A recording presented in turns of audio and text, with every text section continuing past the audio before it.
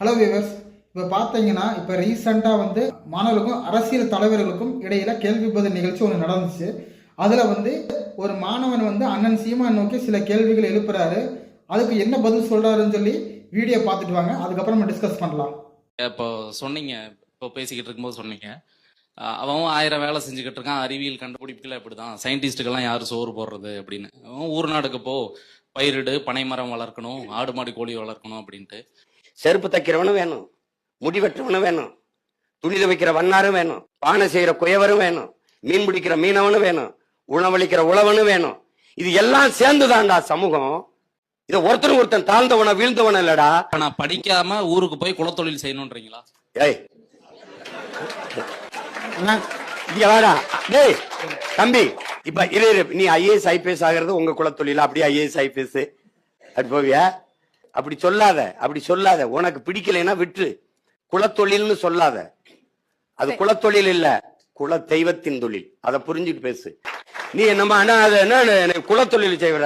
சாமி நீ செய்யாத. வேளாண்மை சொல்ற சாப்பிடாத. நீ ஐஏஎஸ் ஆகு, பட்னியோட என்ன குடிமை பண்ணி அங்க நீ மாவட்ட ஆட்சியில இருந்து என்ன வேலை செய்வ? உனக்கு ஆடு மாடு மேய்க்க முடியல, வேளாண்மை செய்து இழிவா இருக்குன்னா வெளியேறிப்போ. அதுக்காக அவனை என்ன போய் மேய்க்க சொல்றன்ற? படிச்சவனுக்கு பச்சிக்குமா பச்சிக்காது? அதை பதில் சொல்லு. வேளாண் செய்ய எங்கிட்ட நிலம் இல்லைங்கன்னு சொல்றேன். உன்ட்ட நிலம் இல்லைன்னா குத்தகை கேடு. நிலம் இருக்கிறவன வேலை செய்ய விடு.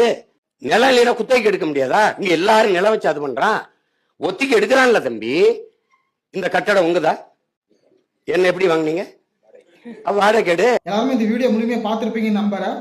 இப்போ சீமான் என்ன சொல்றாருன்னா, முடி வெட்டுறத முடிதான் வெட்டணும், குயவர் வேலை பண்றவங்க குயவர் வேலை தான் பண்ணணும், துணி துவைக்கிற வேலை தான் பண்ணணும், விவசாயம் பண்ற விவசாய வேலை தான் பண்ணணும், அப்புறம் ஐஏஎஸ் படிக்கணும், ஐஏஎஸ் தான் படிக்கணும், டாக்டர் குடும்பத்தில் பிறந்தவங்க டாக்டர் தான் ஆகணும், அப்புறம் அரசியல்வாதி குடும்பத்தில் பிறந்தவங்க அரசியல்வாதி ஆகணும். அங்கெல்லாம் எப்பதான் படிக்கிறது?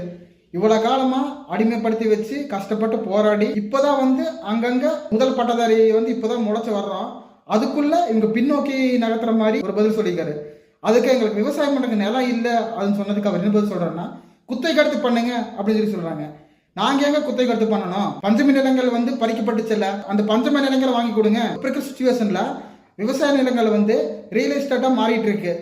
அதை பத்தி பேச மாட்டேங்கிறீங்க. இந்த மாதிரி நிறைய கேள்விகள் எழுப்பிட்டே இருக்கலாம். நம்ம அண்ணன் சீமான் பண்ற அரசியல் பிற்போக்குத்தனமான அரசியலா இல்ல முற்போக்குத்தனமான அரசியலா அப்படிங்கிற விஷயத்த கமெண்ட் பண்ணுங்க. இந்த வீடியோ பிடிச்சிருந்தா லைக் பண்ணுங்க.